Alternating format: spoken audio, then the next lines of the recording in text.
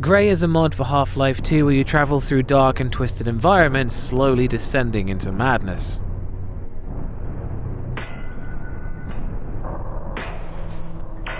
Atmosphere. Grey has some of the most creative environments I've ever seen, with abstract and nightmarish landscapes twisting and morphing into each other. It displays dreamlike consistency with doors that seemingly transport you to other realms of decay and dereliction, but even the more terrestrial areas are the kind of run-down urban places you don't want to find yourself in at night. Its visuals are fascinating. Faces lurch out of the environment and scream at you with black cobwebs obscuring the darkened path ahead. It's some really awesome stuff that someone has put a lot of time into. Some areas feel vaguely repulsive, some feel kind of dreamlike, and others reflect the cold loneliness of empty urban areas. But despite all this, it feels very static, and a lot of it kind of fell flat. Despite all the creativity, the atmosphere of the game is a bit lifeless. I didn't feel tension or apprehension at all, and for at least the first 20 minutes I didn't even feel anything eerie. The creators chose not to include any enemies for roughly half the game, which leaves you with nothing to worry about for roughly half the game. Grey isn't threatening for such a long time, and at its best it just ends up seeming weird, bewildering, and sort of unpleasant. No Harry Masons.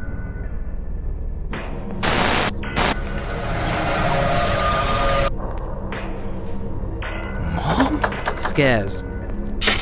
Whilst there's a lot of creepy moments, most of them were just things flashing in and out of existence, and most of the time I didn't even stop to look at them. The landscape changes so frequently you get desensitized to it, and the only thing that really stood out was the combat. The combat took me right back to Cry of Fear. Grey's most frightening elements were the enemies themselves, which all appeared out of the darkness and charged at you screaming. The frantic shooting combat was pretty intense, and even if it didn't have the same variety as Cry of Fear. There are a lot of repeated enemies throughout the game. Some of them were extremely annoying with their attack patterns. They were very hard to hit, and in dark rooms it was difficult to see where you were being attacked from. I seemed to spend a lot of the game on low health, which made nearly every hit a killing blow, which was intense but also frustrating. The scary moments come purely from the combat and the anticipation of yet more jump scare enemies, but it is hard to say it isn't effective. That's one Harry Mason.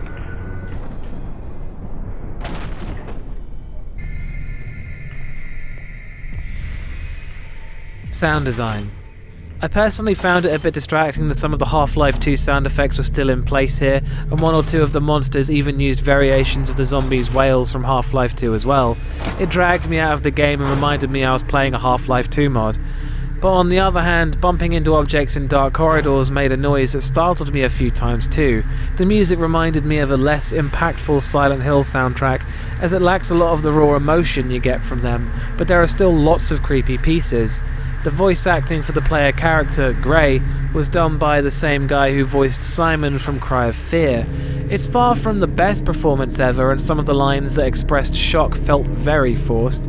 There were some cool whispering effects, the guns sounded punchy, and the 3D audio was decent but sometimes a little glitchy. Overall it could be better, but everything serves its purpose. That's 2 Harry Masons. What the hell? Through block 12? Who's fucked up enough to leave bloody notes all over the place?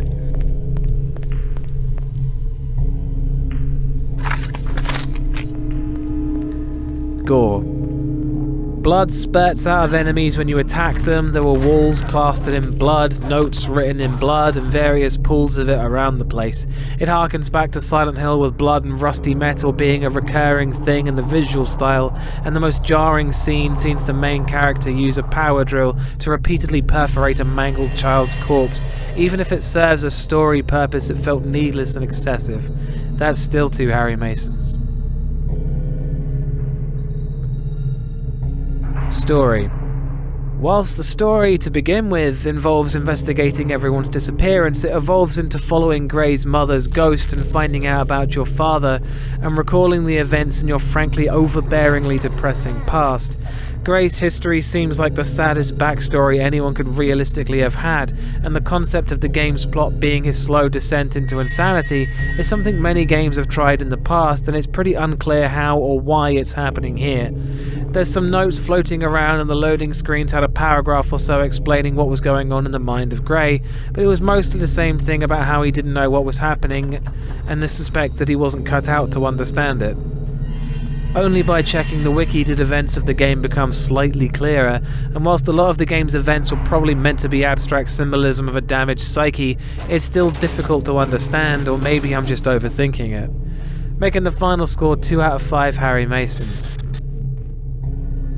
Grey is visually impressive, but it missed the mark for me. I didn't find its atmosphere compelling, the gore was over the top even when the backstory was factored into it, and overall it doesn't provide anything deeper than a few jump scares in a series of dark rooms.